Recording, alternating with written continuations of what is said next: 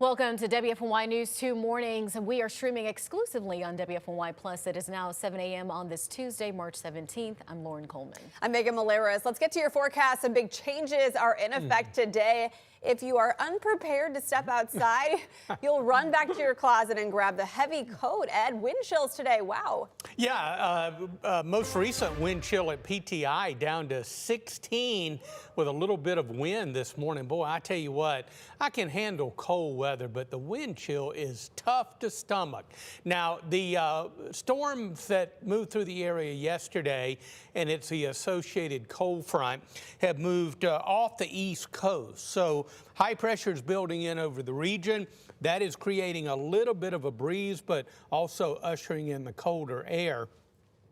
Temperatures this morning, really what we expected, generally upper 20s, but that wind chill at PTI is 16, it's 21 in Danville, 23 over at Asheboro, 19 at Mount Airy, and 3 over at Jefferson. A cold start, going to stay chilly all day long. We'll be into the mid 40s with a good bit of sunshine. Winds will stay up, maybe a 20-25 mile per hour wind gust. It'll feel like it's in the mid and upper 30s across the area. Warm up ahead, we'll be up near 60 on Thursday and upper 60s on Friday. We'll talk more about that warm up coming up in just a minute.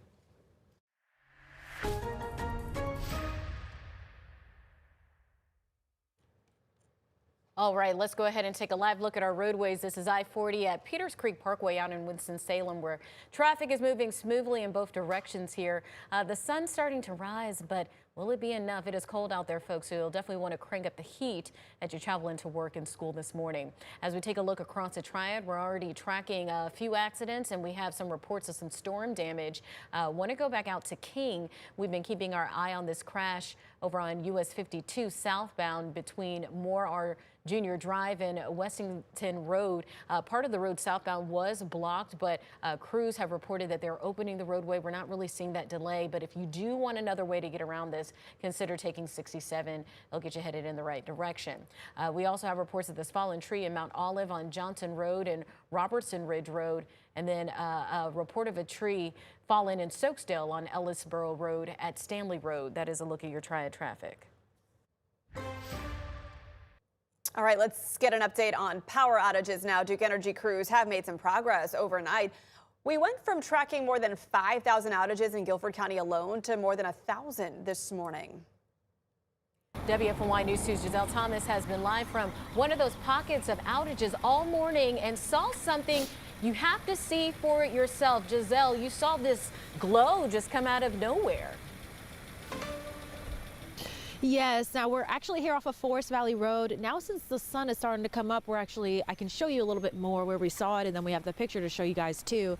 So right over in this very wooded area with the trees that are pretty tall is where we suddenly saw a very bright glow. Now we also saw some smoke that was going up in the air. Now we do know that this neighborhood and all its surrounding, there's about 460 customers that are without power, and in that time we saw the power come on and then it abruptly shut off. After that, we did see a fire truck come to check it out. They have then since cleared, turned off their lights, and we also saw 2 utility trucks that lingered, and then they also have cleared. That was actually the second fire truck, the second time that we saw a fire truck come here and leave, but because they've left, it seems like there is not a fire at all that's in this area. Now, we know that this is not the only area that's being impacted when it comes to power outage. The Duke Energy power outage map actually shows that there are several clusters of power outages all throughout the Greensboro area. This includes near West Cone Boulevard, even off of Lawndale Drive, Sunset Hills, and near the Westerwood area.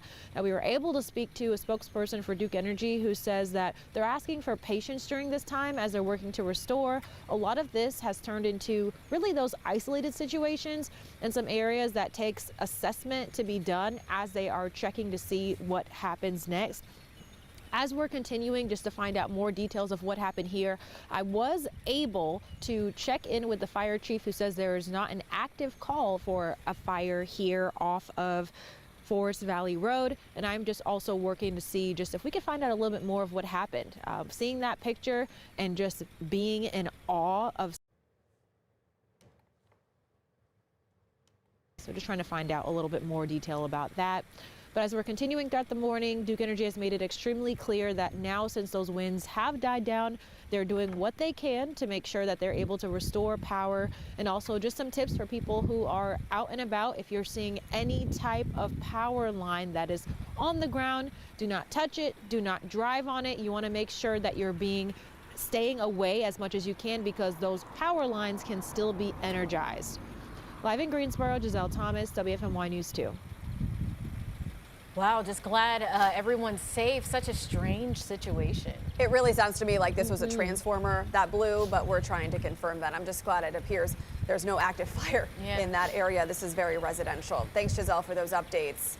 All right, though this round of severe weather is over, you can still access the radar. You can use WFMY Plus on your TV to track the radar for free.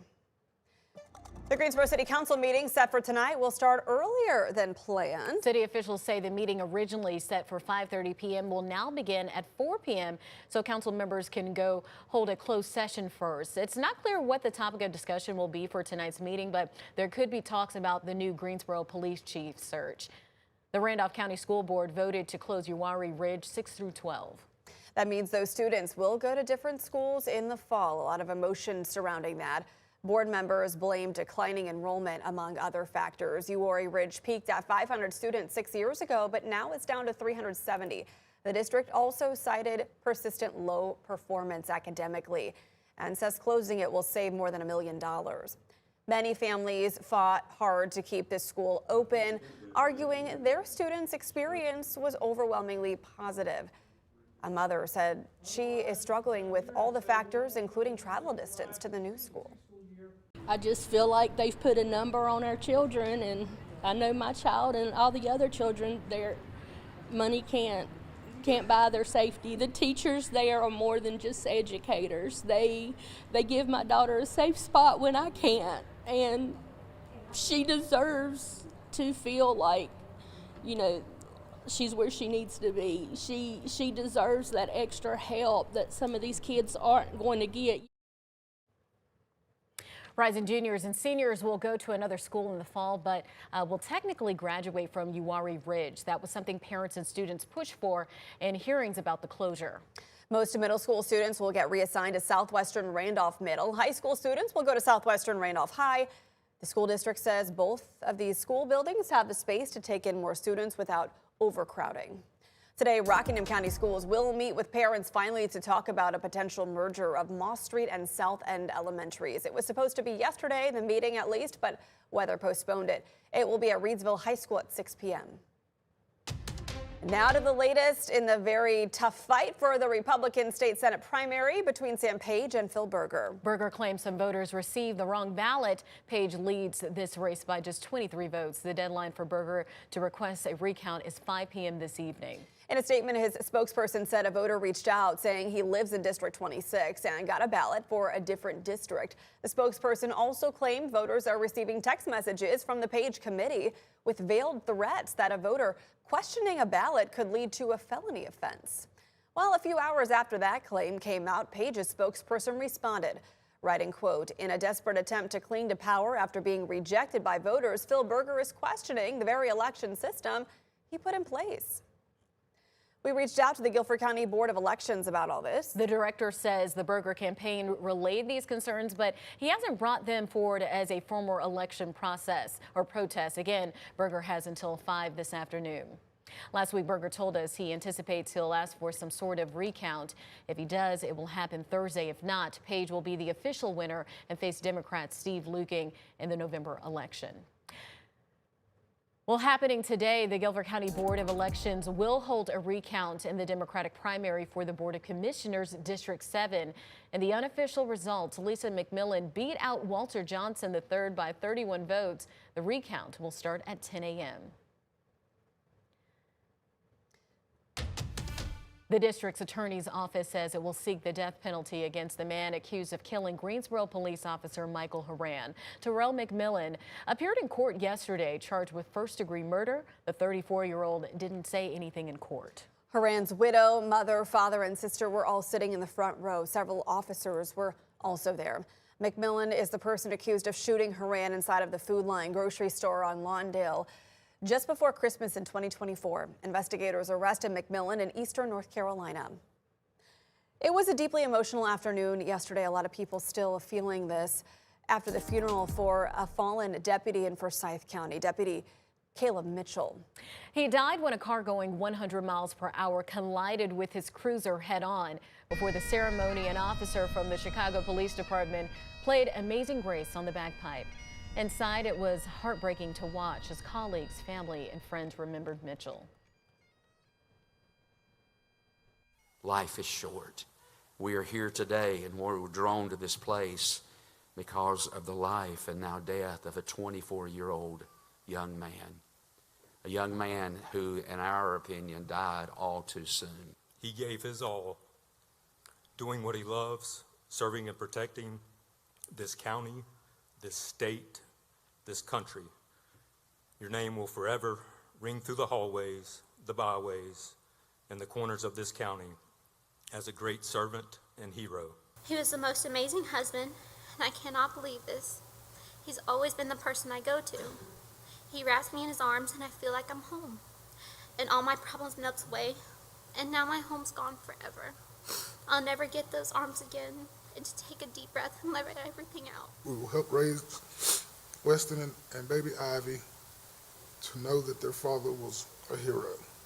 Not just because of the badge he wore, but because of the incredible man he was. The honor guard folded and presented a flag to Mitchell's family. There was also a 21-gun salute near the end of the ceremony. If you missed the service, we are streaming it on demand here on WFMY+. It is 7:12 right now. It is tip-off day in the NCAA tournament. 5 teams from North Carolina are going dancing, including NC State, who takes on Texas tonight in a play-in game. WFMY News 2's Sean Higgins has a preview. NC State is back in the NCAA tournament, even if they barely made it. The Pack were one of the final 4 teams selected. In their first year under head coach Will Wade, NC State completely remade their roster. 13 new additions to the squad this year, including 9 transfers. With all that roster turnover, it's a small victory that State made the field of 68 to begin with. Losing 5 of their last 6 games has them heading to Dayton for the first 4. Head coach Will Wade was surprised by the selection committee's decision, but says his team can only blame themselves. Look, we have a quad 4 loss. We lost, 9 of 11 down the stretch. If we didn't want to be in Dayton, we should have beaten Notre Dame or Stanford. And so that's just the way it works. And so we're not complaining about any of that. And we've got a great opportunity in front of us. The Wolfpack will face a familiar foe in the Texas Longhorns. Here is what stuck out to Coach Wade from their first matchup in the Maui earlier this season. They really shot it well from 3 against us. I think they were 16 of 32. They shot 50% from 3 against us. They scored over 100 on us. So it was it was an up and down game. Like NC State, Texas lost 5 of its last 6 games. The Longhorns and Wolfpack are both averaging 83 points a game, but State is more prolific. From downtown, Texas is better on the boards. State and Texas take the court tonight in the second game with a set start time of 9:15. It will be a late night for Wolfpack fans. We'll have score updates tonight at 11 as the game wraps up. Also at 11, we'll preview the High Point Panthers matchup. Some are saying they are a possible upset pick. We'll preview UNC and Duke's matchups tomorrow. All 3 teams will play their first round games on Thursday. We'll be right back with a look at your forecast.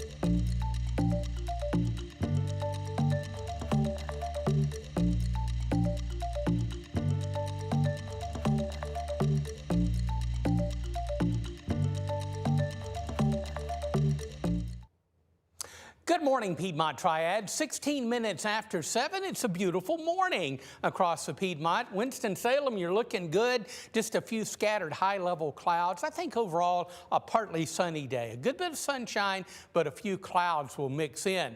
Temperatures this morning have dipped into the upper 20s. But it's the wind chill that we've been focused on. Since midnight, a 31-mile-per-hour wind gust occurred out at PTI. That was earlier in the overnight period. This morning, winds have averaged gusting around 20-25 miles per hour, and that speed will continue today. But enough wind out there to make you feel like it's 16 out at PTI, 19 at Mount Airy. Feels like 25 at Wilkesboro. Not much wind there right now, but we have seen single-digit wind chills out over the mountain locations. It feels like 20 over at Burlington. Now, temperatures will make it into the mid-40s today, but these numbers are more indicative of high temperatures in January, and add to that a bit of a breeze. Occasionally, it will feel like it's in the mid and upper 30s today. Bottom line, you're going to need that coat pretty much all day. Now, tonight, the winds will diminish. They'll die down with a clear sky and low dew points, a very dry atmosphere. All those ingredients come together for the temperatures to really bottom out once the sun sets.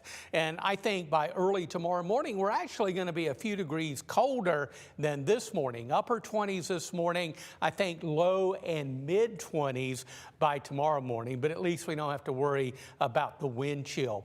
As this area of high pressure, cold dome of high pressure, builds over the eastern part of the United States, that'll bring more dry weather to the Piedmont and really get the core of the coldest air right over our region tonight. But with time, the high pressure will build to our south. We'll get the high in a position for the winds to turn southwesterly. A developing warm front, kind of the leading edge of warmer air, is going to move across the area by midweek, and the temperatures are going to take a big jump. And as we look at our 6 to 10 day outlook, March 23rd through the 27th, we are expecting to see temperatures that will average above normal for this time of year. That's a good thing if you're ready for spring. It's going to arrive Friday, ready or not. Partly sunny, breezy, cold with those mid-40s today. A few clouds this evening, otherwise clear overnight. Low and mid-20s. Tomorrow, a partly cloudy, still kind of chilly tomorrow with those mid-40s, but lighter winds. We jump to 60 on Thursday. First day of spring. It comes in on Friday with a high of 68. The weekend just couldn't be better. It's going to be beautiful Saturday and Sunday, partly sunny, and we're looking at mid-70s for highs.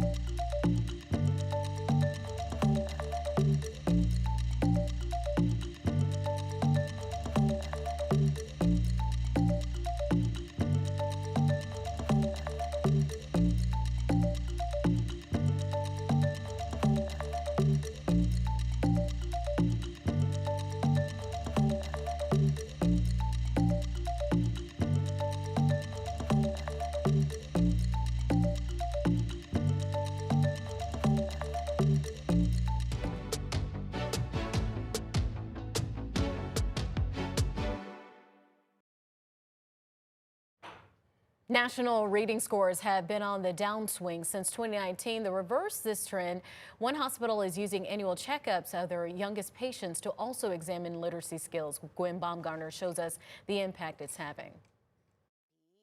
Do you know what this one is? G. 4-year-old Jury Sleet knows her letters, but it took a little more help than just the alphabet song. The goal is to make sure by the time she starts kindergarten that she's absolutely ready without having a lot of challenges. Grandma Quintina Davis had concerns about Jury's academic readiness until she met with a literacy coordinator at her granddaughter's yearly appointment at Nationwide Children's Hospital in Ohio. Before the doctor comes in, the coordinator comes in. They use a book-based screening tool, really just ask the child questions about the book to understand how they're doing on their literacy. Do they know their letters, numbers? Can they recognize those things? As reading scores continue to decline across much of the country post-pandemic, Nationwide Hospital has implemented these literacy screenings in 2022 and has since conducted more than 2,400.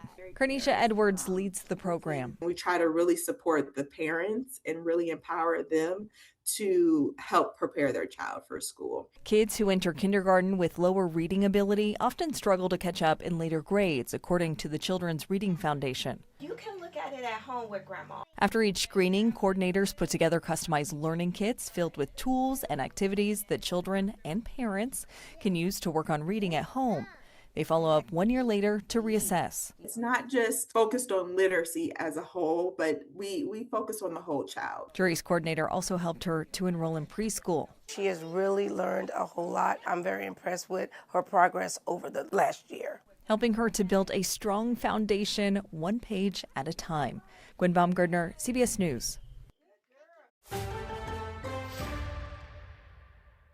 We're a little chilly today and tomorrow with mid-40s, and it'll feel like it's in the mid and upper 30s with a little breeze today, down into the low and mid-20s tonight. But we turn the corner on Thursday and we start a warm-up. We'll be around 60 Thursday. First day of spring, pretty close to 70. Oh, it gets better for the weekend. Why not? Yeah, we're looking Saturday and Sunday, dry weather and temperatures in the mid-70s. All right, taking a close look within the city of Greensboro right now, our traffic flows look good. 73, 85, 40 the Loop, 29 in Wendover looking good. We are starting to see some of our accidents clear across the roadways, including this crash out in King, US 52 southbound between Moore R. Jr. Drive and Westinghouse Road. The part of the road southbound was closed. Crews tell us they've opened the roadway, so it looks like this will start to clear over the next few minutes. No need for that alternate route, but if you do want to bypass just crews working in the area, consider taking 67. It runs parallel. It'll get you headed in the right direction. Stick with us. We'll have a look at some of your top headlines after the break.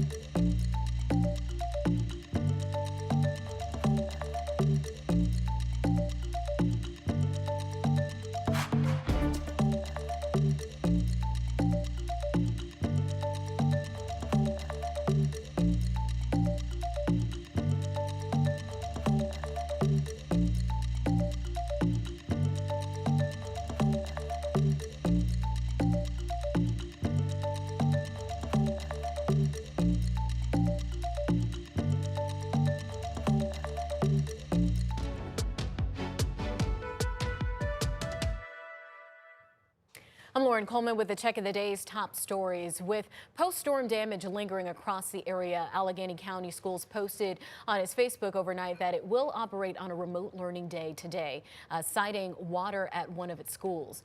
Now through April 13th, the city of Greensboro is conducting sewer line smoke testing. Non-toxic smoke will be released into manholes to check the system and marked areas as part of the city's ongoing rate-funded sewer rehab program.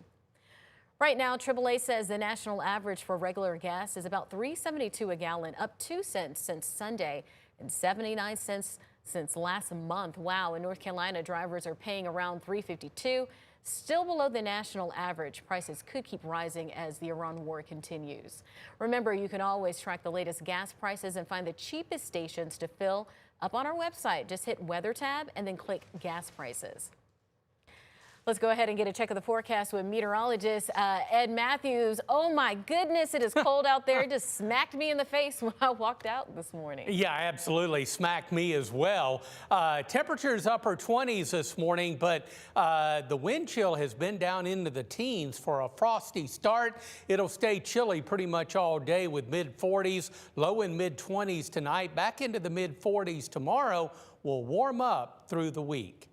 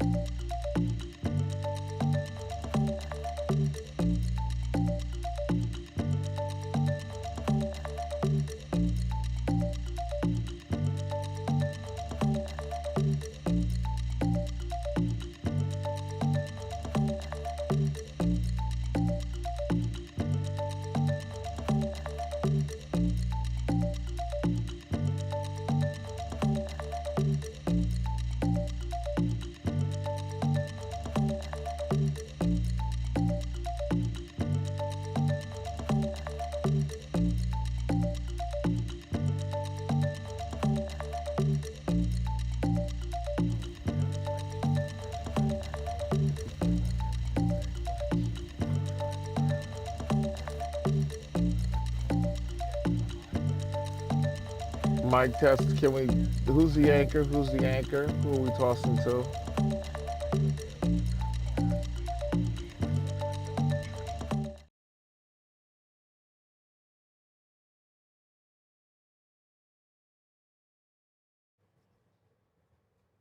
All right, thanks for joining us. You're watching WFMY News 2 Mornings. We are streaming exclusively on WFMY Plus. It is now 7:30. I'm Lauren Coleman. Let's go ahead and get a check of the forecast with meteorologist Ed Matthews. Ed, it is cold out there. I mean, temperatures just dropped.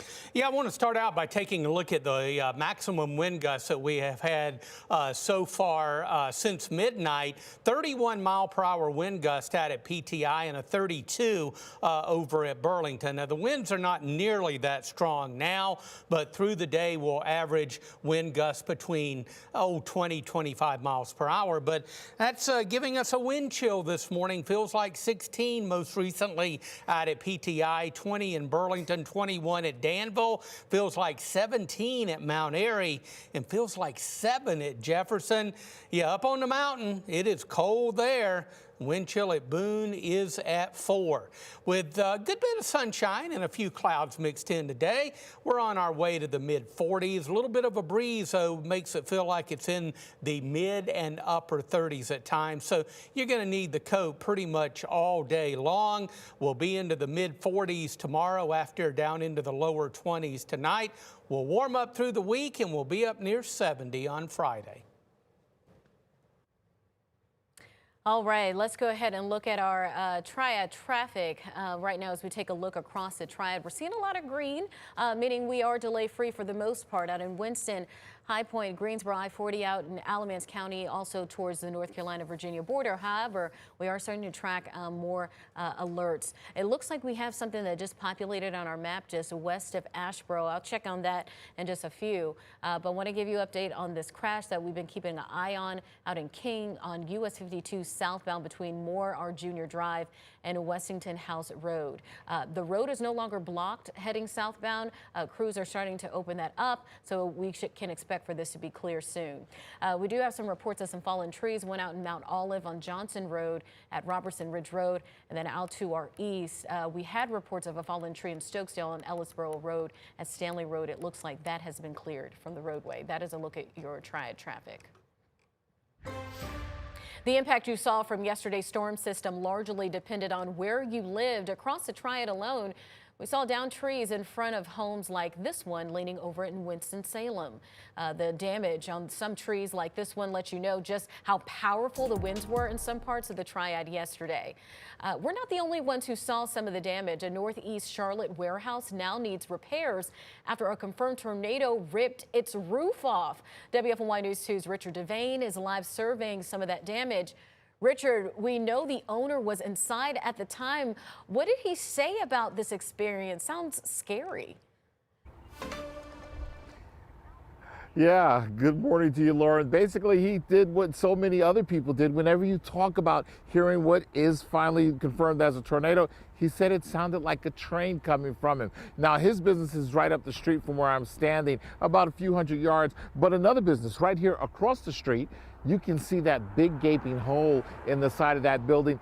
That is another business that's been affected by that tornado that came through this area yesterday. Now, as we look at video, a confirmed tornado caused damage right here in the northeastern part of Charlotte Monday morning, which left behind debris, but fortunately, no reported injuries. The National Weather Service says the EF0 tornado with winds reaching 85 miles per hour touched down around 10 yesterday here on Atondo Avenue. That's in northeast Charlotte, as I said. This warehouse that you see, owned by Leonard Birch, who founded Superior Mechanical, was working when the storm tore through the building. He says he quickly realized what was happening as strong winds moved through the area. Videos from the scene show debris scattered across the property, pallets thrown into the air. The tornado also ripped a large section of the metal roofing off one of his warehouses, sending it into a nearby trailer facility. Despite this damage, no injuries reported. So it was 1.5 miles long was the total path, and it started just southwest of here and then ended just to the northeast. So this was the worst damage, was right in here. The additional damage was mainly limited to a few snapped tree limbs and some snapped trees as well. Whenever the storm or the wind hit, it came in, they hit the button to lower the door and the wind took it back up. And then it came through here, and for some reason it went back up at that spot there and just ripped the roof off. Yeah, in just a little bit, the people who own this building will be going into it and going up into the roof. They didn't get a chance to do that yesterday to assess the damage. They should be doing that today. As for Mr. Birch, he says yesterday he was able to call folks, and he's already started the process of getting his building replaced, or that roof replaced on his building. We're reporting live in Charlotte for WFMY. This is Richard. Yeah, wishing him the best of luck. Just glad no one was hurt. Thank you so much, Richard. Though this round of severe weather is over, you can still access the live radar. You can even use the WFMY Plus on your TV to track the radar for free. President Trump says U.S. and Israeli strikes have severely weakened Iran, even suggesting the country's new supreme leader may be gone. However, Iran continues to fire back on Gulf nations, including areas near the U.S. Embassy in Baghdad. Trump's call for other nations to help secure a key shipping route has received a cool response from allies. CBS has the report. Iranian drones sparked explosions in Baghdad near the U.S. Embassy early Tuesday, according to Iraqi security forces. The United Arab Emirates and Qatar say they've also intercepted more Iranian drones following yesterday's attacks. They weren't supposed to go after all these other countries in the Middle East. Monday, President Trump expressed shock that Iran has targeted its neighbors after the war began 2 weeks ago. The Pentagon says more than 200 U.S. service members have been injured since then, and at least 13 have been killed. The president was again asked when the war will end. It'll be soon, won't be long. And we're going to have a much safer world when it's wrapped up. President Trump continues to face backlash from Democrats, especially over a surge in gas prices. The administration failed to prepare for this reckless war of choice. Some allies have rejected the president's calls to help the U.S. reopen the Strait of Hormuz, a key shipping lane for the world's oil that has been effectively shut down due to threats from Iran. This is not Europe's war. President Trump says he now plans to delay a planned trip to China by a month because of the war. He also has called on China to help police the Strait of Hormuz. So far, Chinese officials say they are, quote, committed to de-escalating tensions. Bradley Blackburn, CBS News, New York.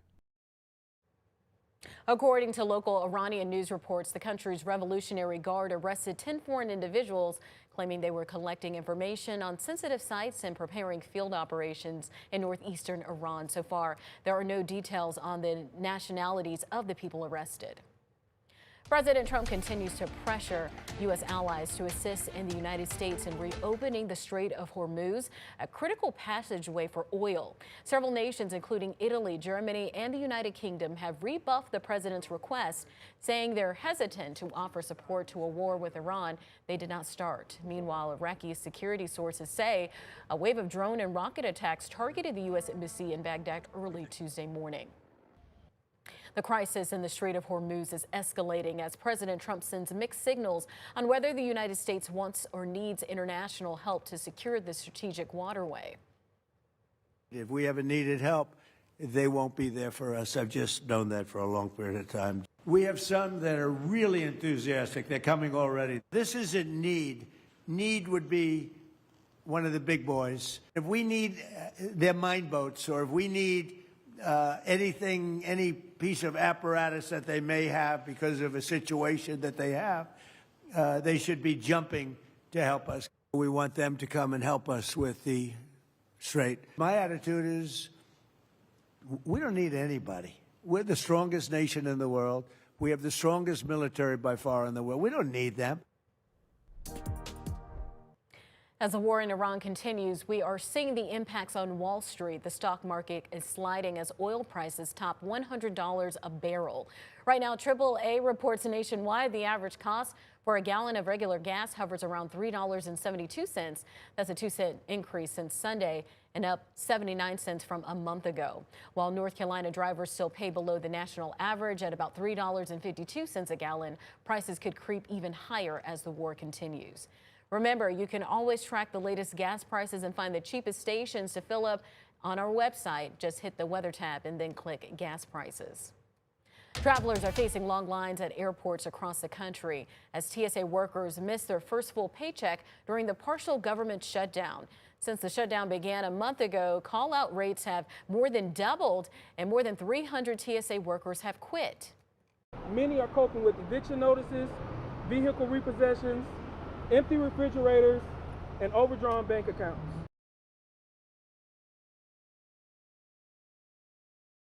Thousand TSA officers quit during last year's record-long government shutdown. Right now, PTI is holding a gift card drive to support TSA employees who are working without pay. There are several rules. Donations must be $20 or less.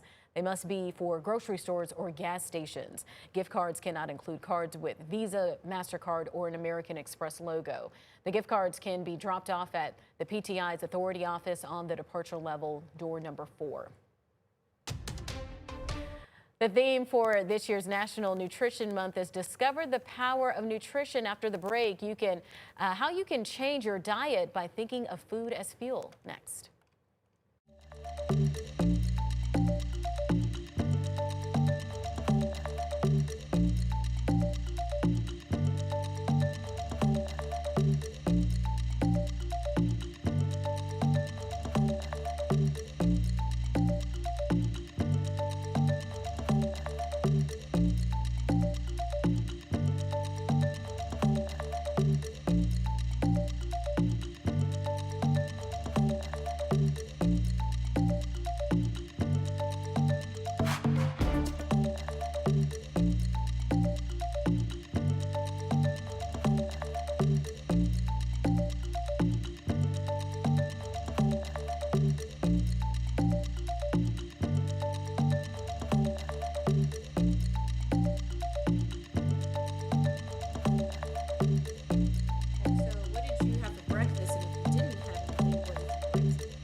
Well, I didn't have any breakfast this morning, but I had coffee. So I will be drinking this smoothie when we're done.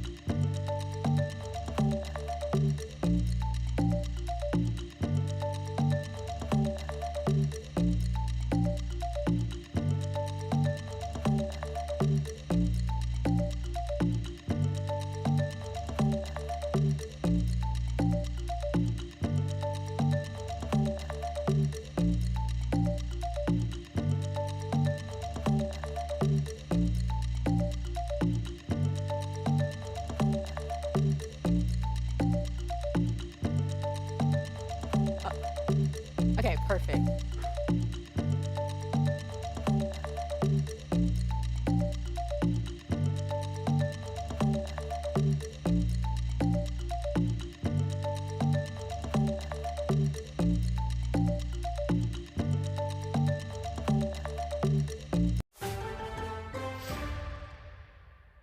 Good morning, Piedmont Triad. Take a live look over Burlington. Looking mighty fine there, Burlington. Just a few scattered clouds around, and I think overall kind of a mix of sun and clouds for us today. But enough sunshine. We need that sunshine to get us out of the upper 20s this morning. On our way to the mid 40s. Highs today more indicative of the kind of weather that we would expect in the month of January. So really, it's going to feel like a winter day here in the Piedmont. Little breeze this morning, giving us wind chills occasionally in the upper teens. The current temperature in Burlington is 29, but it feels like 20 degrees with that breeze over in Alamance County. And as we look at forecast highs again, mid 40s will be common all throughout the area. Upper 40s towards Charlotte, down into Georgia and South Carolina. We're looking at low and mid 50s today. And as we go through the overnight period tonight, we'll have a clear sky, light winds, and a dry atmosphere with low dew points, and that's going to allow temperatures tomorrow morning to be even colder than where they're at this morning with our upper 20s. I think by tomorrow morning, we'll likely see some low and mid 20s. The breezes stay up as our low pressure area moves off the New England coast, high pressure building in from the west. So there's a bit of a pressure difference or pressure gradient, and that's what drives the wind.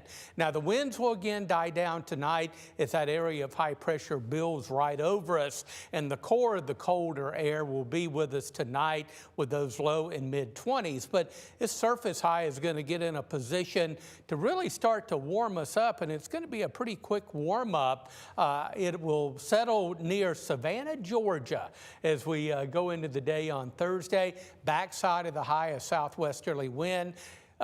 Developing a warm front, the leading edge of warmer air. And once that moves through, we go from the mid 40s tomorrow. We'll jump up to around 60 on Wednesday, and it'll get even better than that, as you'll see in the 7-day coming up. But today we got to deal with the breezy conditions and cold with the mid 40s tonight, low and mid 20s under a mostly clear sky. Tomorrow partly cloudy, still chilly, but the wind's light. We'll reach a high of 46 tomorrow, 60 on Thursday. First day of spring, beautiful day. We'll be into the upper 60s to near 70. Weekend just couldn't be any better. We continue the warm up. We're looking at mid 70s both on Saturday and Sunday. Well, March is National Nutrition Month, and this year's theme is Discover the Power of Nutrition. It's a reminder that what we eat isn't just about food, it's about fuel, and how that fuel can boost our energy and improve our overall health. So joining us this morning is registered dietitian Lauren Marduz. She is the founder of Salt and Honey Nutrition, and she's here to break it all down for us. And of course, she brought some fabulous real-life meals for us to get into. But before we get into these tasty meals, first I want to ask you, what does Discover the Power of Nutrition, what does that mean for the everyday person? Yeah, what it means is that every food that you eat has nutrients that can boost your health. It means that tomatoes are good for your heart. It means that carbohydrates give you energy. Every single food that you eat, no matter what it is powerful for your health. And you know, some folks can feel overwhelmed when it comes to eating healthy. What are some simple everyday changes folks can start making now? Yeah, I think one of the biggest ones is fiber is kind of like a hot word right now in the nutrition world, and it's a great thing to insert into your nutrition. There's a wide variety of ways that we can do this, and the number one way I suggest to do it is adding color. Color is such a wonderful way to add a variety of nutrients, fiber, and things like that. And what does it come in? Fruits and veggies, which is what we want more people to eat more of. And speaking of color, we got a theme going on today. You know, today is St. Patty's Day. So let's get into some of the meals that you brought. Well, you know me, and I love a theme. So we did bring green foods today, and green foods are high in antioxidants and all that. So right here we have a simple green smoothie. It's mangoes, apples, banana, spinach, and kale with a little bit of yogurt. And it's really, really sweet. It's really, really good without having any added sugar. Right here, I used a green spinach wrap to make a chickpea wrap. It's got a bunch of different vegetables in it. It's really, really colorful and stays on theme with our St. Patty's Day. And then over here, we've made a really simple kale pesto. Ooh, so we've added some basil, pine nuts, oil, and what is it? What's the other one? It's Parmesan. My goodness, I couldn't even think of the cheese. So that's all wrapped up in with extra kale to give it a little added boost. Nice. We added some shrimp on top because that is really a great source of protein and fits in with our folks who are doing some meatless Fridays. Okay. Doesn't look like it's too complicated to make either. No, these are all very simple and quick and easy to make, and they're accessible. So going on with it being quick and easy, you know, sometimes people think eating healthy means spending a lot of money. Let's kind of talk about how you can eat healthy but not have to break the bank. Absolutely.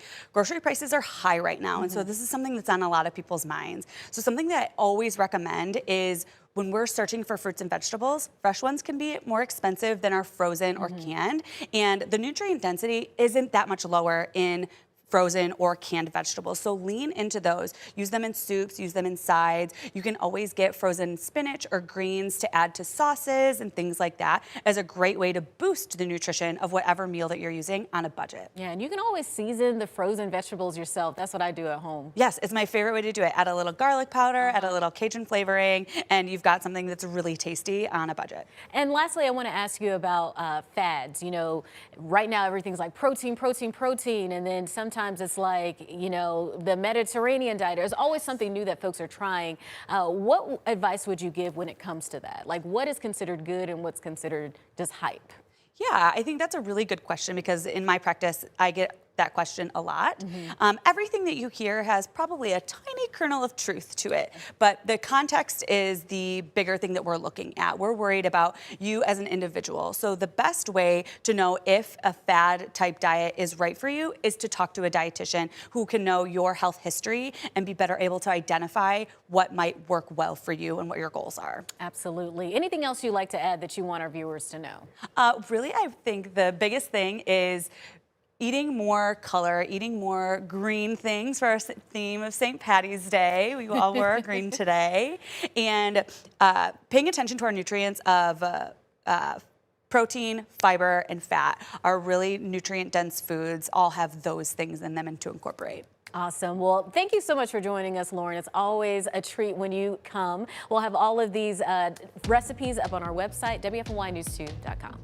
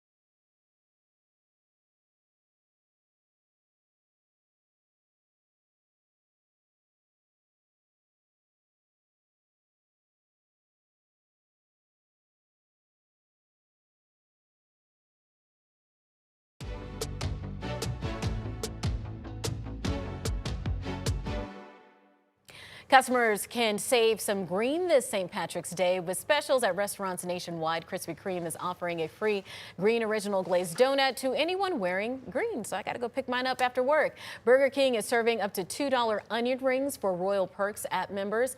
And then Outback Steakhouse has a deal on a bloomin' onion with a draft beer or soda for just $10. And good morning, Piedmont Triad. The time is 7:53. A cold start this morning.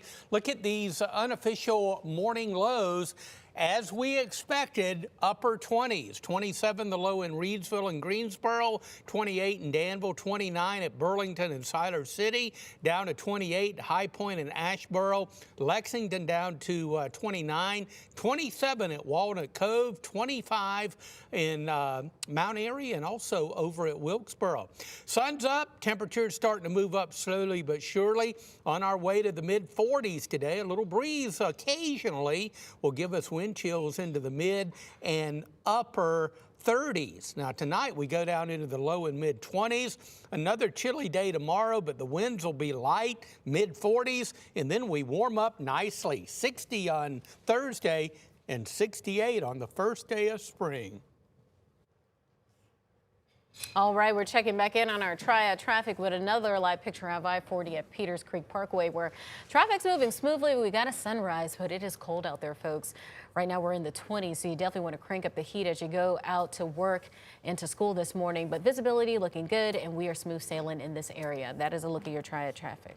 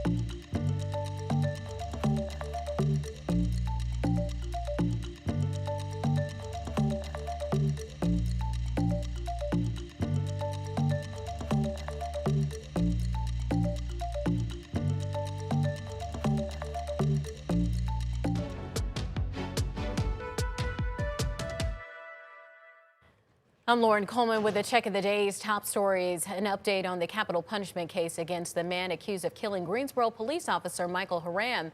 The suspect, 34-year-old Terrell McMillan, appeared in court Monday but did not speak. Cameras weren't allowed, but we saw Horan's widow, parents, and sister seated in the front row along with several GPD officers. Prosecutors say they will seek the death penalty.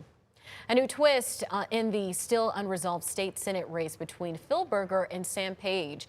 Berger's campaign claims some voters in Guilford County got wrong ballots. As you know, he's trailing Page by 23 votes. The Berger committee is asking the Guilford County Board of Elections to investigate. We are waiting for responses from the board and from Sam Page. The deadline for Berger to request a recount is 5 p.m. today. And happening today, the Guilford County Board of Elections will hold a recount in the Democratic primary for Board of Commissioners District 7. In the unofficial results, Lisa McMillan beat out Walter Johnson III by 31 votes. The recount will start at 10. Here's meteorologist Ed Matthews with a check of the forecast. Hey, Ed. Hi, good morning. In the short term today and tomorrow, going to be a little chilly around the Piedmont. It'll be dry. Temperatures both days into the mid 40s, down into the low and mid 20s tonight. But we really start to warm up towards the end of the week, and especially the weekend. We'll be around 60 on Thursday. First day of spring, we get close to 70. We're well into the 70s with mid 70s for Saturday and Sunday. A great weekend coming up for the Piedmont.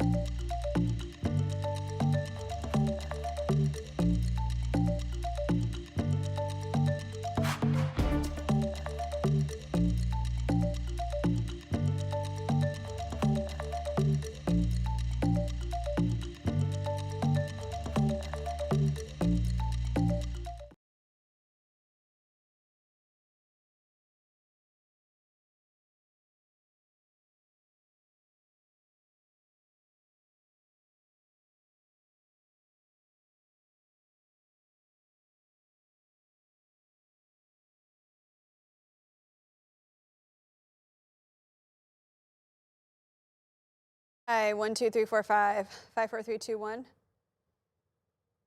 Yes.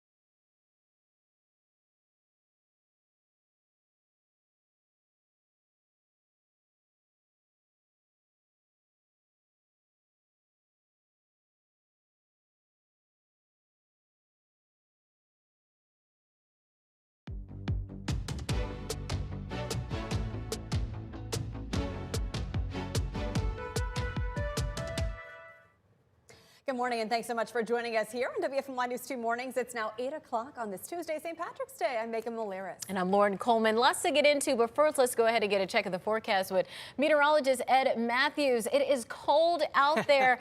I feel like my body went into shock when I walked out the door. Yeah, definitely so. Yeah, upper 20s for low temperatures this morning, but a little bit of breeze. We've seen wind chills into the upper teens occasionally this morning. We take a look over Winston-Salem, got some scattered high-level clouds over the Twin Cities. I think overall kind of a mix of sun and clouds will be with us today. And current temperatures, yeah, there you go. We expected upper 20s, and that's what we got this morning. 28 at Stoneville, Yanceyville, and in Reedsville. We're at 29 in Danville, 30 over at Burlington, 28 at PTI and in High Point, Asheboro at 28 and 29 over at Lexington. A little colder, Mount Airy at 25, and it's 25 degrees in Wilkesboro. But boy, look up over the mountains where temperatures have dipped into the teens. But the sun is up. We'll start to slowly move these temperatures up. We're on our way to the mid-40s. That's more indicative of high temperatures in January. So it's going to feel like a winter day. A little bit of breeze makes it feel like it's in the mid and upper 40s occasionally. But get ready for a warm up. We'll be chilly again tomorrow minus the wind. We'll be up near 60 on Thursday, the first day of spring on Friday, and we'll get pretty close to 70.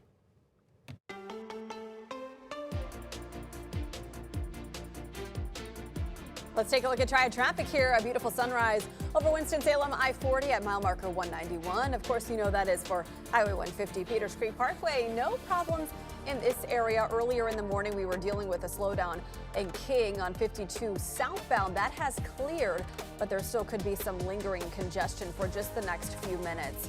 We are working to learn if anyone was hurt. All over the Triad this morning, you might encounter some roads where there is debris from the storms we had yesterday. A fallen tree in Mount Olive, for example. This fallen tree in Stokesdale that we reported earlier has cleared, so Stanley Road and Ellisboro Road are good to go. But there is an ongoing situation here, looks like in Greensboro on I-40. I'll take a look at that in our next traffic segment and give you the details. It's just populated on our map. No other problems to report at this hour. Hope you have a safe commute. It is cold outside. You'll want to heat up the car. Let's take a look at some of your pictures you submitted amid the storm yesterday. A big branch broke off this tree in Forsyth County. Thankfully, it avoided hitting the house. In Summerfield, a tree took down power lines, cutting off electricity near Penns Grove Road. Duke Energy restored power, and a neighbor with a tractor was being a good neighbor, helping clear that tree. Duke Energy crews have made a lot of progress, even in just the last couple of hours since we've been on the air with our morning show. We were tracking more than 5,000 outages in Guilford County and now have more than 1,000 remaining this morning. Right now, Duke Energy says it is working to access and repair damage. In the meantime, crews are responding accordingly. We spoke with a Duke Energy official about what to do if you are experiencing prolonged power outages now or in the future. You rely on electricity for medical needs. Where would you go if you had to be without power for several hours? If you don't have that issue, you have a generator, for example, how do you operate that in a safe, well-ventilated way that will protect you and your family? Though this round of severe weather is over, you can still access the radar whenever you need. Use WFMY Plus on your TV as well. You can scan this QR code to download. The Greensboro City Council meeting scheduled for tonight will begin earlier than expected. City officials say the meeting originally set for 5:30 p.m. will now begin at 4 p.m. so council members can go hold a closed session first. It is not clear what the topic of discussion will be for tonight's meeting, but there could be talks about the new Greensboro police chief search. Yeah, a lot of conversation about that. The Randolph County School Board voted to close Uwharrie Ridge 6 through 12. A big development in a story we've been reporting. That means Uwharrie students will go to different schools in the fall. Board members blame declining enrollment. Uwharrie peaked at 500 students 6 years ago, but now is down to 370. The district also says the school has performed low academically year after year, and closing it will save more than $1 million. Many families tried to fight hard to keep the school open, arguing their children receive a unique experience in these classrooms. I just feel like they've put a number on our children, and I know my child and all the other children, their money can't buy their safety. The teachers there are more than just educators. They give my daughter a safe spot when I can't, and she deserves to feel like, you know, she's where she needs to be. She deserves that extra help that some of these kids aren't going to get. Rising juniors and seniors will go to another school in the fall, but will technically graduate from Uwharrie Ridge. That was something parents and students pushed for in hearings about the closure. Most middle school students will get reassigned to Southwestern Randolph. Middle high school students will go to Southwestern Randolph High School. My husband's alma mater. District says both have the space to take in students without overcrowding. Today, Rockingham County Schools will finally meet with parents to talk about the merger of Moss Street and South End Elementaries. This meeting was set to happen yesterday, but got postponed for weather. It will be tonight now at Reedsville High School at 6. It is a big day for the Republican State Senate primary that seems to keep going on in District 26 between Sam Page and incumbent Phil Berger. Berger claims some voters received the wrong ballot. Page leads this race by just 23 votes. The deadline for Berger to request a recount is 5 p.m. this evening. In a statement, his spokesperson alleged that a voter reached out saying he lives in District 26 and received a ballot for a different district. The spokesperson also claimed voters are receiving text messages from the Page committee with threats that a voter questioning a ballot could lead to a felony. Well, a few hours after that claim, Page's camp released a claim of its own, saying this is a desperate attempt, quote, to cling to power after being rejected by voters. We reached out to the Guilford County Board of Elections about all this. The director says the Berger campaign relayed these concerns, but he hasn't brought them forward as a formal election protest. Again, Berger has until 5 this afternoon. Last week, Berger told us he anticipates he'll ask for some sort of recount. If he does, it'll happen Thursday. If not, Page will be the official winner and face Democrat Steve Luking in the November election. Happening today, the Guilford County Board of Elections will hold a recount in the Democratic primary for the Board of 7 Commissioners, District 7. In the unusual results, Lisa McMillan beat out Walter Johnson III by 31 votes. The recount will start at 10 a.m. The district attorney's office says it will seek the death penalty against the man accused of killing Greensboro police officer Michael Horan. Terrell McMillan appeared in court yesterday, charged with first-degree murder. The 34-year-old didn't say anything in court. Horan's widow, mother, father, and sister were sitting in the front row. Several officers were also there to witness the hearing. McMillan is accused of shooting Horan inside of the Lawndale Food Lion back in 2024, just 2 days before Christmas. Investigators arrested him in eastern North Carolina. A deeply emotional afternoon in Winston-Salem yesterday. Family, friends, and fellow officers said a final farewell to Deputy Caleb Mitchell of Forsyth County. He died when a car going 100 miles per hour collided with his cruiser head-on. Before the ceremony, an officer from the Chicago Police Department played Amazing Grace on the bagpipes. Inside, it was heartbreaking to watch as colleagues, family, and friends remembered Mitchell. Life is short. We are here today, and we're drawn to this place because of the life and now death of a 24-year-old young man. A young man who, in our opinion, died all too soon. He gave his all, doing what he loves, serving and protecting this county, this state, this country Your name will forever ring through the hallways, the byways, and the corners of this county as a great servant and hero. He was the most amazing husband, and I cannot believe this. He's always been the person I go to. He wraps me in his arms, and I feel like I'm home. And all my problems melt away, and now my home's gone forever. I'll never get those arms again, and to take a deep breath and let everything out. We will help raise Weston and baby Ivy to know that their father was a hero. Not just because of the badge he wore, but because of the incredible man he was. The honor guard folded and presented a flag to Mitchell's family. There was also a 21-gun salute near the end of the ceremony. If you missed the service, we are streaming it on demand here on WFMY+. Well, temperatures, as we take a look at our forecast highs today, certainly chilly. These are numbers that we would expect in January. We're looking at mid-40s today, but I see a warm up in our near future. We'll check that all-important 7-day forecast coming up.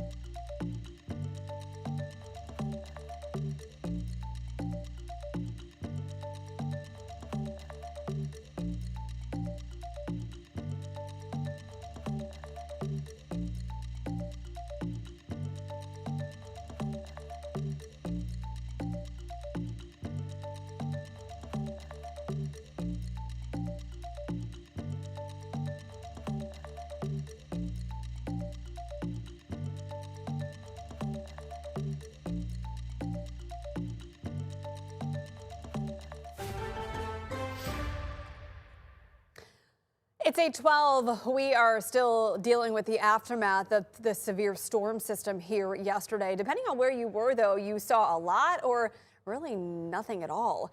Let's look at what happened in Charlotte. Chief Meteorologist Tim Buckley spoke with the Charlotte meteorologist Brad Panovich about how his team identified the system.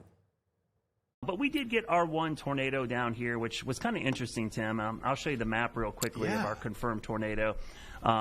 The crazy thing about this, it never works out this way for us all the time, but we actually kind of spotted this before the Weather Service. I'm sure they saw it too, but they did not warn for it. Let me just say that, okay? We were looking at it ahead of time, and I can pull up, if James can pull up my laptop here, I can pull up the archive data. This is from RadarScope. About the time I got in, just around 9 a.m., I was on the air with my morning met, Chris Mulcahy, and I noticed first this little tiny spin up. It doesn't look like much. I'll zoom in all the way on it. That does not look like much, but I was like, that's a QLCS spin up happening right there. So we started watching that, and we said, hey, there's probably a tornado forming here quickly. Probably by the time we tell you, it's going to be over. And then lo and behold, I'll go a couple frames ahead. Look what happens to the south, closer to Charlotte. A secondary circulation spun up, and this one, I was actually calling these roads out on the air: Atondo Avenue, Camp North End. I think I even said Noda Brewing for some, just because I tend to know where Noda Brewing is. I don't. But right there, I'm like, okay. But we're not getting any reports, Tim. I'm like, okay, well, maybe nothing happened. They put a tornado warning out. Ooh. And then, you know, we go back to Max here real quick, James. And all of a sudden I get a picture from a viewer of this over NODA. Static image, clearly looks like a wall cloud. It times out exactly. And then he sends me a time lapse of this same thing. And if you watch this time lapse, you can clearly see the rotation coming right over him. And he actually texted me back and goes, hey, you know where that tornado was confirmed just to my west? That happened at what was it, 9:39? James, I think 9:39 to 9:42. Well, anyways, he took just before 10 o'clock. Yeah, he took this video at 9:41. So I think he caught the rotating base of that thunderstorm. And then obviously we got the damage from that area. James, I don't know, do we have pictures of that? Yeah, I got video rolling right now from Becca. So this is what happened, Tim. You may not have seen this, but this was we got pictures of this almost about 30 minutes after, of a building with its roof completely ripped off. I thought, well, that's pretty good damage. And then I saw the trees, that typical, the treetop sheared off kind of thing. And I was like, oh, that's a tornado. So I said on the air, I'm 99% sure this is a tornado. And sure enough, Storm Prediction Center, yeah, they came all the way here. No, GSP went out there and surveyed it, and they found it was an EF0, which was pretty quick for them. They were up here in a hurry.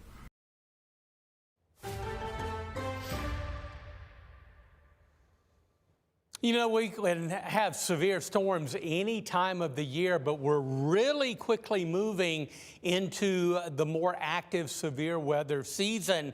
As temperatures warm up, that adds fuel to the atmosphere. You get these amazingly strong cold fronts and weather systems in, and you have the opportunity and the threat of severe storms like we had yesterday.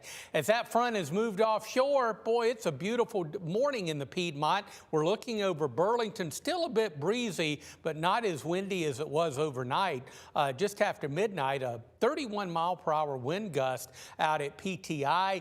With sunshine in Burlington, temperatures are moving up. But even with a little bit of breeze, it feels like 21 over in Burlington right now. And earlier, we had some wind chills dipping into the upper teens. On our way to the mid-40s today, that is more indicative of high temperatures that we would expect during the month of January. So yeah, it's going to be a cold day, and add to that a 20-25-mile-per-hour wind gust. Occasionally, it's going to feel like it's in the mid and upper 30s. You're going to pretty much need the coat all day long. Now tonight the winds diminish, they'll die down, we'll have a clear sky, and that's going to allow tomorrow morning to be a few degrees colder. Upper 20s this morning, and then tomorrow morning I think we're going to see some low 20s. We'll say low and mid 20s across the area. But good news about tomorrow morning, the winds are expected to be light to near calm. So the cold air is in place right now, but with time it's going to be moving out pretty quickly. Our cold high pressure builds over the region, keeping much of the East Coast quiet after the very active weather pattern yesterday. This surface high will build to our south, and on the backside of the high, a surface wind out of the southwest. A developing warm front, the leading edge of warmer air, will be moving through our area. We go from the mid-40s tomorrow up to around 60 coming up on Thursday, and it gets even better as we approach the upcoming weekend. We look at the extended temperature outlook, and this goes March 23rd through the 27th. We're expecting temperatures to average above normal for this time of year. If you like the springtime weather, that is certainly good news. Today, we'll see a partly sunny sky, breezy cold with those mid-40s, maybe a 20-25 mile per hour wind gust. A few clouds this evening, otherwise clearing overnight. Low and mid-20s by tomorrow morning. It'll be a partly cloudy day tomorrow, still chilly, but a light south wind tomorrow and a high of 46. We jump to 60 on Thursday, and look at this. We get pretty close to 70 on the first day of spring coming up on Friday. Weekend looks fantastic. Make those outdoor plans. We'll see a partly cloudy sky, and we're looking at mid-70s both Saturday and Sunday.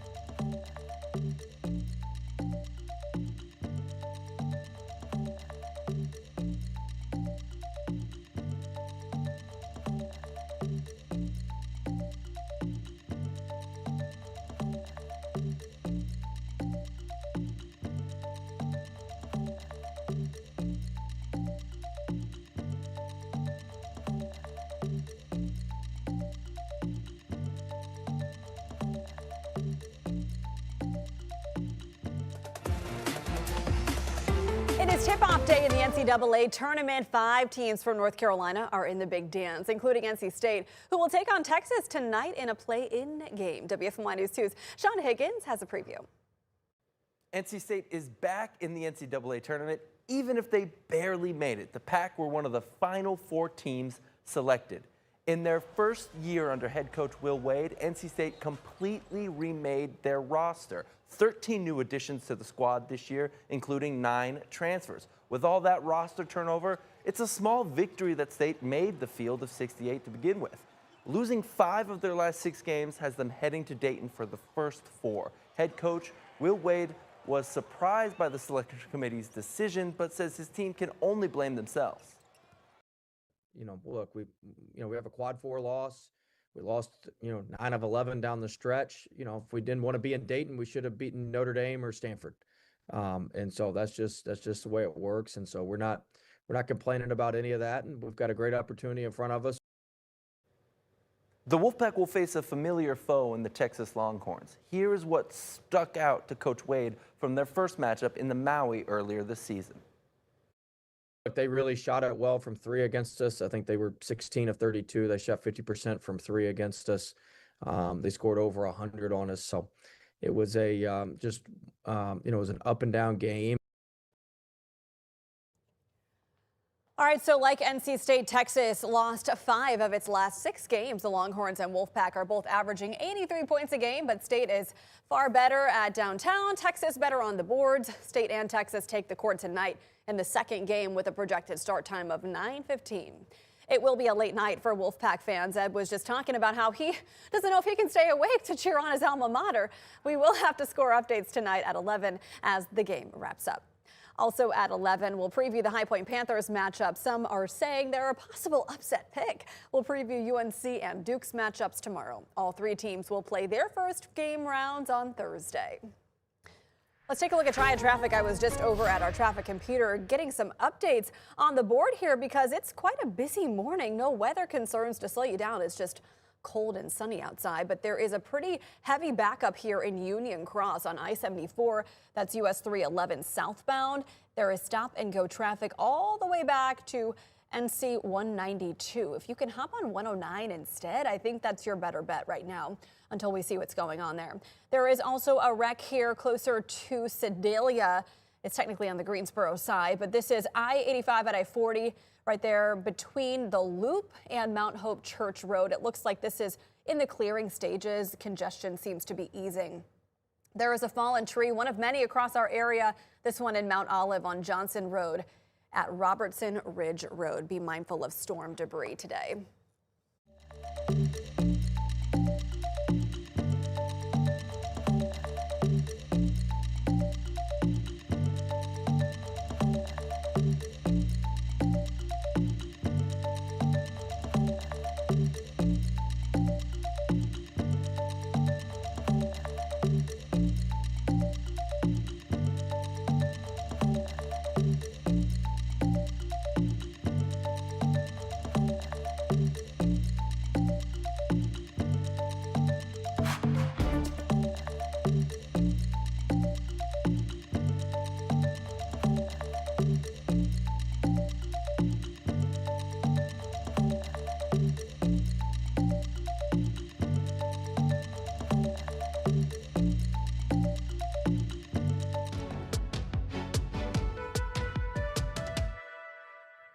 Good morning. I'm Megan Malaris with a check of our top stories today. The Randolph County Schools Board voted to close Uwharrie Ridge. 6 through 12 students will move to other schools this fall.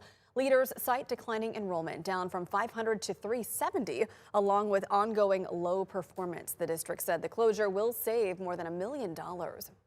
Rising juniors and seniors will go to another school in the fall, but will technically graduate from Uwharrie Ridge. Most middle school age students will be reassigned to Southwestern Randolph Middle School. High school level students will go to Southwestern Randolph High School. The district said both have the space to take on students without overcrowding. Happening today, Rockingham County Schools has a big merger meeting with parents to talk about Moss Street and South End. Remember, leaders postponed this yesterday because of weather. It's tonight now at 6 at Reedsville High School. And the Greensboro City Council is moving up tonight's meeting time. It'll be at 4 o'clock instead of the usual 5:30. to allow members to go into a closed session. Under state law, that session can cover personnel matters, including possibly a discussion about the new police chief. Still waiting word on who that person is. Let's look at our forecast, Ed. Woo, talking about wind chills today on St. Patrick's Day. Yeah, absolutely. We had some wind chills in the upper teens this morning with the lows generally into the upper 20s. And we got a couple of cold days today and tomorrow with highs in the mid 40s, but we're going to warm up pretty quickly. We'll be up around 60 on Thursday for the first day of spring. We will approach 70. And right now that weekend's looking pretty fantastic. We'll see a partly sunny sky, and we're going to warm into the mid 70s.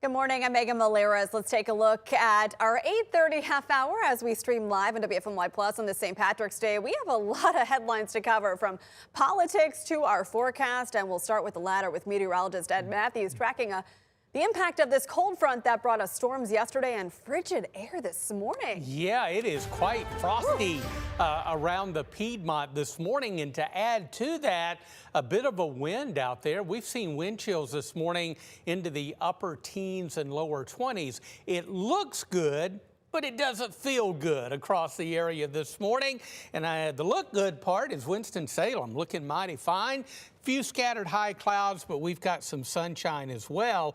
But we're still dealing with some rather chilly feel-like temperatures, feeling like 19 at PTI and 23 in Reedsville. 20 is what it feels like in Danville, and 21 at Burlington. 20 the wind chill at Asheboro, and we're seeing generally wind chills in the single digits at Jefferson and up on the mountain there in Boone. It's going to be a partly sunny, breezy and cold day, mid-40s. It'll feel like it's in the mid and upper 30s with the wind not really strong, but may gust up 20-25 miles per hour. Partly cloudy this evening and then clearing overnight, even colder by tomorrow morning with low and mid-20s. I see a warm-up. We'll talk about it coming up. All right, several issues we are on top of in Triad traffic. No weather concerns, but we're seeing several wrecks across the Triad. This one is as you are heading from Greensboro into Sedalia area. This is 85 at I-40 right between the Loop and Mount Hope Church Road. Still some congestion leading up to this wreck, but it looks to be in the clearing stages. We're not seeing major delays anymore. Let's look at this fallen tree in Mount Olive. Just a reminder of road debris that could cause you some problems this morning. Crews are working as quickly as they can to try to get that cleaned up, and power crews are out and about as well, so give them some space and time. Drive times Greensboro south to Lexington, a 24-minute commute down I-85 south to Highway 8, 19 minutes to get from Greensboro to Asheboro down 73 to 64. Let's go around Greensboro to Oak Ridge now, 25 minutes down 68 north to Highway 150, 9 minutes down the Loop from Elm Street to I-40. Really not a bad morning for a drive. The sun is shining. You'll need the shades, and probably the heat is going in your car, hopefully for the last time this winter before we officially get to spring. Well, let's talk about what the country is experiencing as far as severe weather. There have been everything from thunderstorms in the south to blizzard conditions up north. And as Reed Binion reports, the line of storms rumbled along the East Coast, damaging structures and knocking out power to hundreds of thousands, not just us. Communities from the Midwest to the South and the East Coast in recovery mode after powerful storms tore through multiple states. The severe weather included tornadoes, like the one that ripped the roof off this warehouse in Charlotte, North Carolina. I jumped up to kind of see what was going on, and that's when I saw all the pallets from the pallet company, and it was literally blowing those up into the air. The storm spawned clusters of tornadoes across other states as well. According to the National Weather Service, multiple twisters hit southern Missouri, impacting trees and structures, including a donkey barn that was lifted off the ground. The storms also knocked out power to hundreds of thousands of people, while leaving others with destroyed homes. I'm just kind of in shock, but my family's all right, and we're fortunate. Lord blessed us, you know. As those communities cope with massive damage, people in the north central U.S. are digging out from massive, crippling snowfall. Some areas in the upper Midwest and northern Great Lakes got hit with as much as 3 feet. Parts of the Great Lakes still facing blizzard warnings going into Tuesday morning, with strong winds and snow making for ongoing dangerous conditions and complicating recovery efforts. It instantly iced, so we had almost every piece of equipment was stuck at one point or another. I'm Reed Binion reporting. A tornado tracking tool used by FEMA is back up and running. The program is used by search and rescue teams nationwide, helping pinpoint them in a tornado's path of destruction within minutes of its touchdown. FEMA's contract with Canopy Weather, which provides the mapping, expired in February. An internal request to renew was reportedly caught up in outgoing Homeland Security Secretary Kristi Noem's spending approval process, leaving rescue teams without the tool. After news coverage on the issue, FEMA restored the service this weekend. The impact you saw from yesterday's storm system largely depended on where you live. I know in Greensboro, my house, we really got nothing, but my in-laws in Oak Ridge saw a different story. Across the Triad, we had downed trees in front of homes like this one leaning over in Winston-Salem. Damage on some trees like this one lets you know just how powerful the winds were in some parts of the Triad. You can still access the radar anytime. We're just getting started with spring storm season. You can use WFMY Plus as you're watching right now on your phone as well to track the radar for free. President Trump said U.S. and Israeli strikes have severely weakened Iran, suggesting the country's new supreme leader might be gone. However, Iran continues to fire back on Gulf nations, including areas near the U.S. Embassy in Baghdad. Trump's calls for other nations to help secure a key shipping route have received a cool response from allies. CBS News explains why.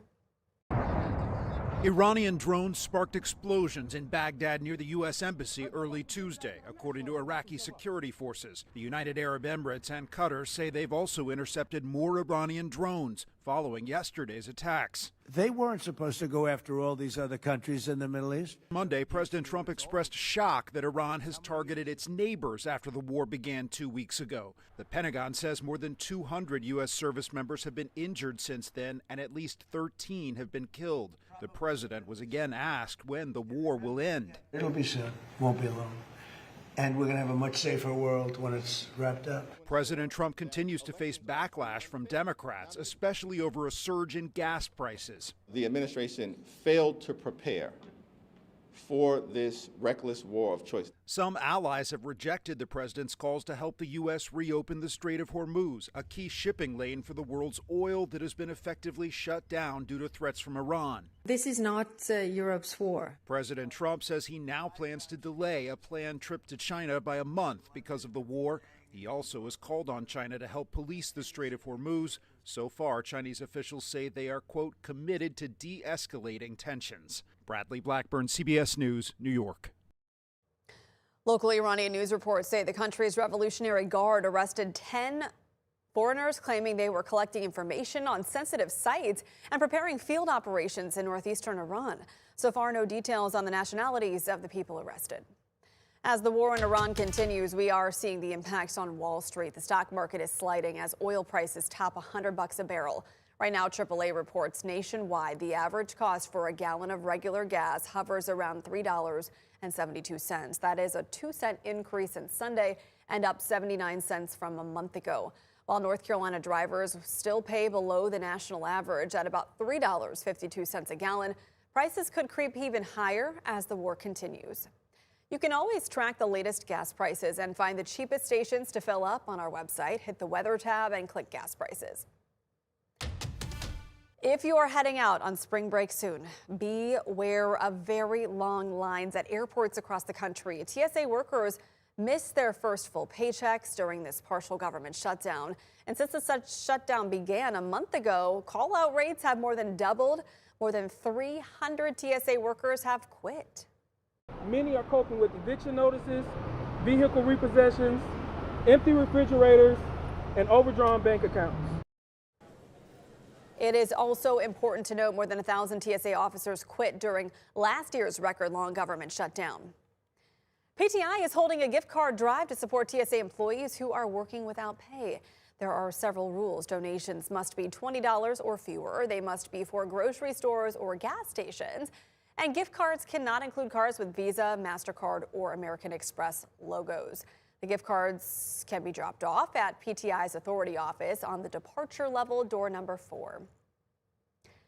National reading scorers have been on the downswing since 2019, and to reverse the trend, a hospital is using annual checkups of its youngest patients to examine literacy skills. Gwen Baumgartner shows us the impact it's having. Do you know what this one is? G. 4-year-old Jury Sleet knows her letters, but it took a little more help than just the alphabet song. The goal is to make sure by the time she starts kindergarten that she's absolutely ready without having a lot of challenges. Grandma Quintina Davis had concerns about Jury's academic readiness until she met with a literacy coordinator at her granddaughter's yearly appointment at Nationwide Children's Hospital in Ohio. Before the doctor comes in, the coordinator comes in. They use a book-based screening tool, really just ask the child questions about the book to understand how they're doing on their literacy. Do they know their letters, numbers? Can they recognize those things? As reading scores continue to decline across much of the country post-pandemic, Nationwide Hospital has implemented these literacy screenings in 2022 and has since conducted more than 2,400. Carnisha Edwards leads the program. We try to really support the parents and really empower them to help prepare their child for school. Kids who enter kindergarten with lower reading ability often struggle struggle to catch up in later grades, according to the Children's Reading Foundation. You can look at it at home with Grandma. After each screening, coordinators put together customized learning kits filled with tools and activities that children and parents can use to work on reading at home. They follow up 1 year later to reassess. It's not just focused on literacy as a whole, but we focus on the whole child. Jury's coordinator also helped her to enroll in preschool. She has really learned a whole lot. I'm very impressed with her progress over the last year. Helping her to build a strong foundation, one page at a time. Gwen Baumgardner, CBS News. We just had a bunch of storms blow through our area. Trees toppled on top of homes and on cars. Maybe this time around you didn't have any damage, but what happens if it is your car or your home next time around? I'm Tanya Rivera with WFMY News 2. Insurance experts say don't get on the phone and call the insurance company. What you need to do is take your phone in your hand, take pictures, take video, take audio so that you can tell this is what's happening with the damage. This is the time of day. This is what happened first. This is what happened next. This is what the damage looks like now. That's going to give the adjuster a better timestamp idea of what happened and when you make your claim. Then what you need to do is stop any of the damage. So if there's water coming in or something of that nature, you need to try and minimize any more damage from happening. Then you make your claim. And most companies do it online first, but then you got those pictures and those videos to show as evidence.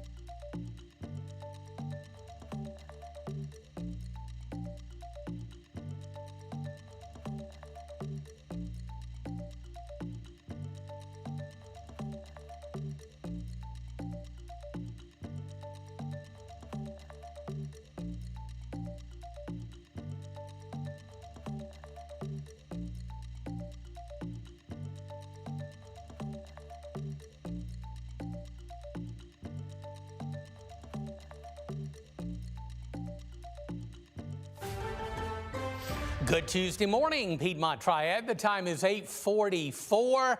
Yeah, frosty start to our morning here in the Piedmont. Upper 20s for lows this morning, but we've had wind chills down into the teens. It's nice and clear over the city of Burlington right now. Some of you are experiencing some scattered high-level clouds.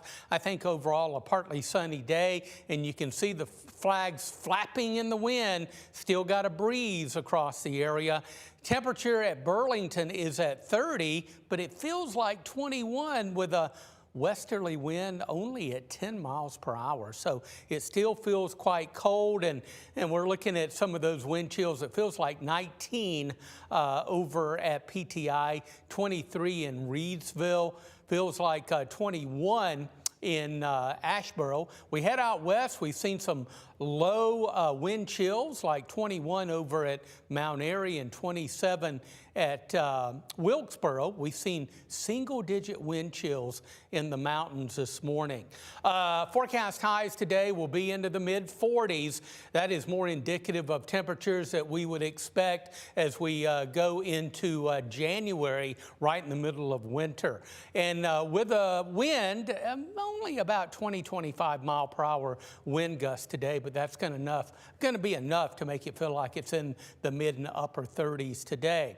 Forecast lows tonight, it will actually be a few degrees colder tomorrow morning as compared to this morning. We'll have a clear sky. The winds will go very light, and that will allow temperatures to really start to drop after sunset. And by tomorrow morning, I think we're going to see more low 20s. We'll say in general low and mid 20s by tomorrow morning, but still a bit of a wind today in cold conditions. Our cold front will move further offshore as cold high pressure builds over the region. Again, those winds diminish tonight, but the high will build to our south. We'll get on the backside, developing southwesterly surface wind and a warm front that will move through the area on Wednesday. And that's going to allow temperatures to really warm up nicely right on into the upcoming weekend. As we look down the road with our temperature outlook for March 23rd through the 27th, we're expecting temperatures to average above normal for this time of year. So mid-40s today under a partly sunny sky tonight. A few clouds during the evening, otherwise clearing, and low and mid-20s by tomorrow morning. It'll be a partly cloudy day, still chilly tomorrow, but light winds will be up about 46 coming up on Wednesday. We jump to 60 on Thursday, and even better on Friday. We'll be up pretty close to 70 for the first day of spring. And boy, a couple of days after the first day of spring, i.e. the weekend, you're going to enjoy mid-70s.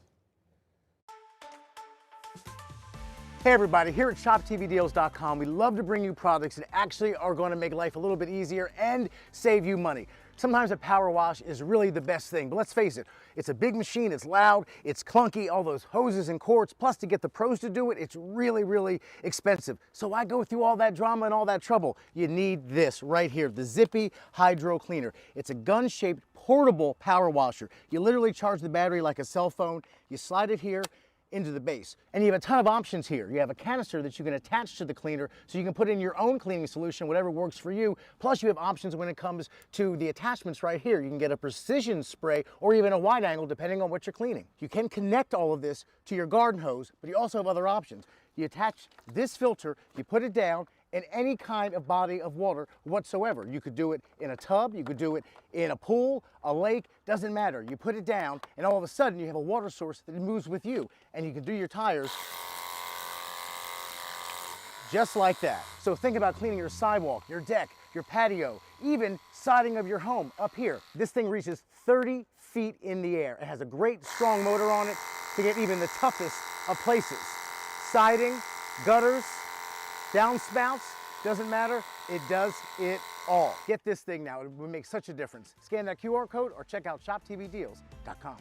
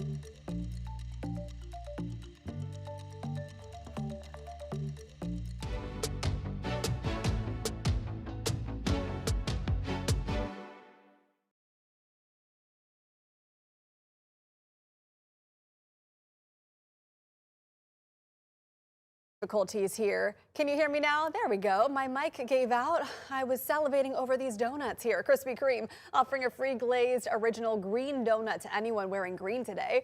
For St. Patrick's Day, of course. Burger King is serving up $2 onion rings for Royal Perks app members. Outback has a deal on a bloomin' onion with a draft beer or soda for $10. The Carolina Panthers are making a big splash in free agency last week, landing one of the top defenders available. Jalen Phillips got signed to a 4-year deal, $120 million. The edge defender will help the Panthers pass rush that ranked as one of the worst in sacks last season. Phillips met with the media to talk about how this came together. The offer came in, then I was able to, talk to the coaches, talk to Dan, do all that, and it was a match made in heaven. Honestly, I think that we're all very like-minded, and I know what their goals are, and they know what my goals are. So, I do think that it was a really good fit for me, and like I said, I wouldn't rather be anywhere else. I'm very grateful to the Panthers organization and everybody involved in bringing me out here. The Panthers did not stop with Phillips. They brought in a number of other players who could play a key role this fall. Linebacker Devin Lloyd and left tackle Rasheed Walker were also top players at their positions. The National Basketball Association might be getting a little bigger. According to a report from ESPN, the NBA's Board of Governors could soon be voting on whether to add teams in Seattle and Vegas for the 2028-2029 season. Any additional teams to the league need the vote of at least 23 of the 30 governors. The teams are reportedly expected to be worth between $7 and $10 billion. If Seattle gets the nod, that would mark basketball's return to the city after the Supersonics left in 2008, relocated to Oklahoma City, and became the Thunder. It's a cold start this morning. Take a look at these unofficial lows across the area. Danville down to 27, 27 the low at PTI, 31 in Charlotte, 17 the low over at Boone, and 31 the temperature at Raleigh-Durham. A couple of cold days today and tomorrow with mid-40s. We'll go down into the low and mid-20s tonight, but by Thursday, as a warm front moves through, temperatures move up. We'll be around 60 on Thursday, first day of spring, pretty close to 70. The weekend looks fantastic, mid-70s Saturday and Sunday. Well, the sun is shining and we have no rain this morning compared to yesterday. It's a much better drive, but we're seeing a few accidents across the area. Several on our map. Keep in mind some of these alerts are storm debris that are causing some road problems this morning. But I want to check in on this wreck in Union Cross. Still some significant delays. In Union Cross on 74 at 311 southbound, there is stop and go traffic all the way back to Highway 192. If you can hop on 109 instead, that might be your better route this morning, trying to head south out of Winston. There is a left lane block still in East Greensboro at 8540, the interchange there between the Loop and Mount Hope Church Road as you are heading towards Sedalia. But this looks to be in the clearing stages. I'm no longer seeing any congestion there. That's a look at Triad traffic. We'll see you at 9.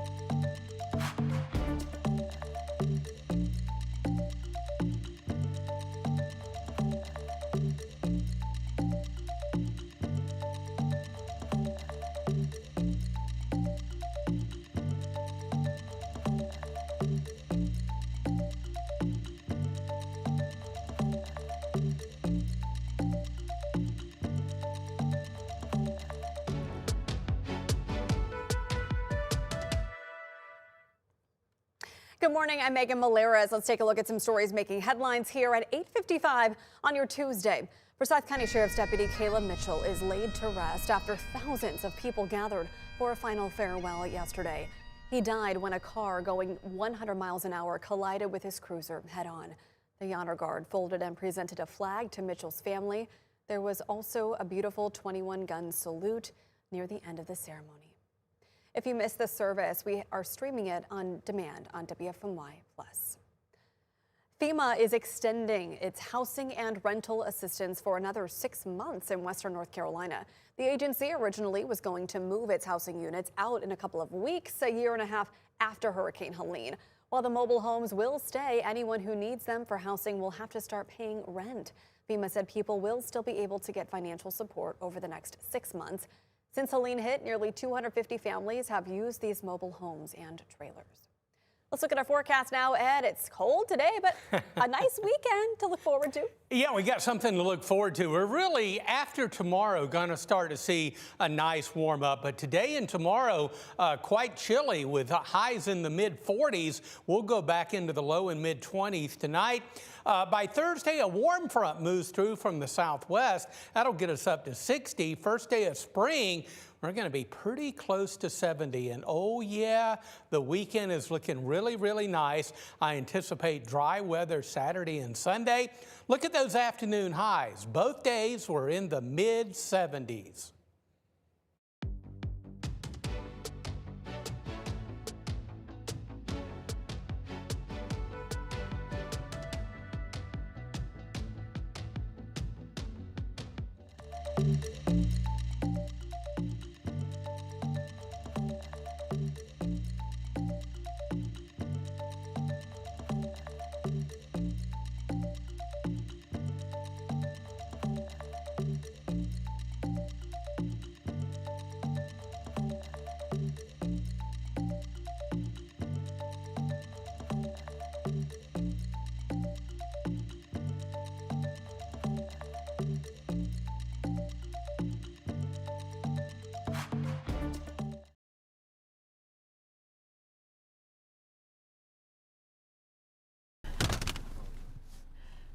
Yes. Yo, it's colder now with the sun outside than it was when it was dark outside. I don't understand what's going on. We need to go back to 2 weeks ago.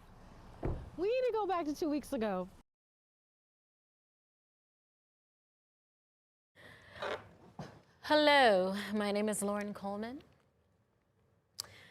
I am anchoring. Okay.